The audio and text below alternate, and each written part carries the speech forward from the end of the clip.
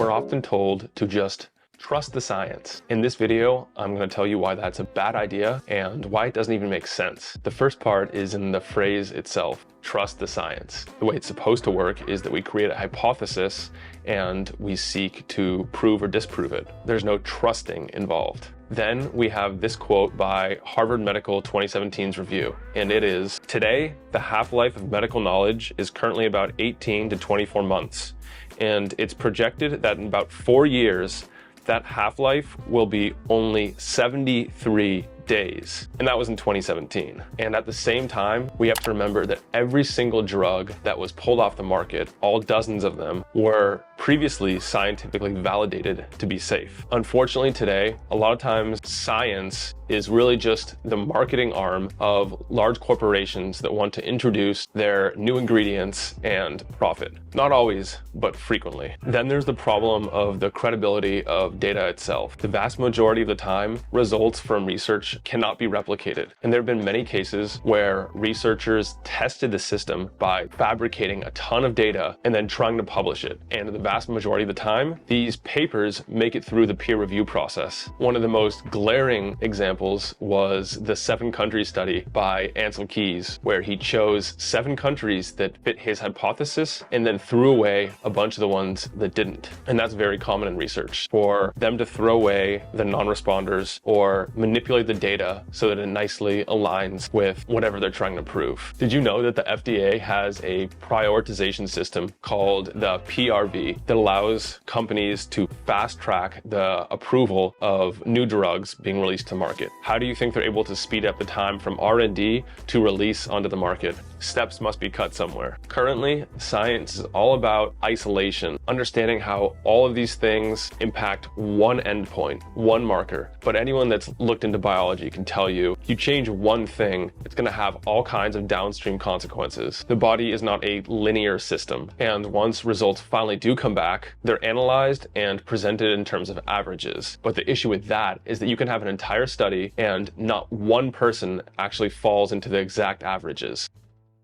The interesting thing about that is you can have people way above and way below the average. And when you draw that trend line, it makes it seem as if everyone's right in the middle, meaning that the vast majority of people on either side of the average, way above and way below, will experience very different results. And a lot of those results are what are called surrogate endpoints.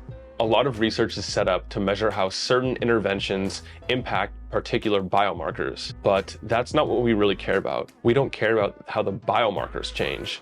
We don't care if cholesterol goes up or down, for example. We care about what that means. Does that reduce cardiovascular disease? Does that improve all-cause mortality?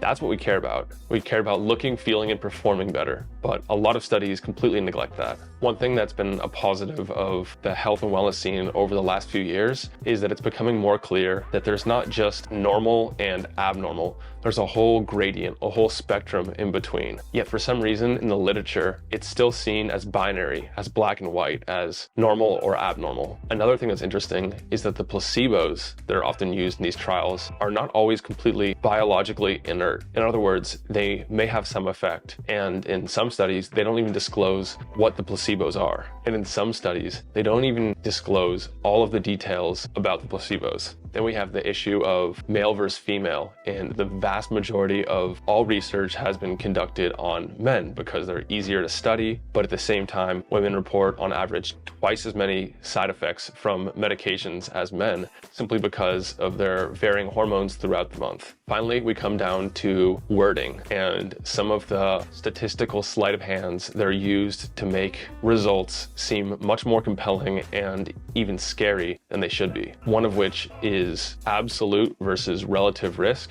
Absolute risk being, say, I have a 0.1% chance of developing a disease, and relative risk would be going from 0.1 to 0.2. Relative risk is often used to make absolute risk seem much scarier than it should be. Finally, the one I'll leave you with is even just the wording used in studies has a dramatic influence on outcomes. There's one such case that I read about where if patients were told they had a 90% chance of surviving lung cancer, they went forward with the procedure 84% of the time. Yet if that same sentence was switched around and they were told they had a 10% chance of dying, they only went forward 50% of the time. That alone shows you how something as simple and often overlooked as word choice has on the outcomes of a study. And then one last one is that studies are often done on very specific subsets of the population. And oftentimes the journalist will see the results and extrapolate them to the rest of the population, which simply cannot be done. There really isn't that much research on people who are in the exact same condition as you are. All that said, I still spend way too much of my day reading the studies, immersed in PubMed, and looking at what the latest findings are. It's useful and it can be helpful to ground your decisions in that research, but at the same time, just because you read something in a study, it doesn't make it the end-all be-all, and it still warrants follow-up and judgment on your end.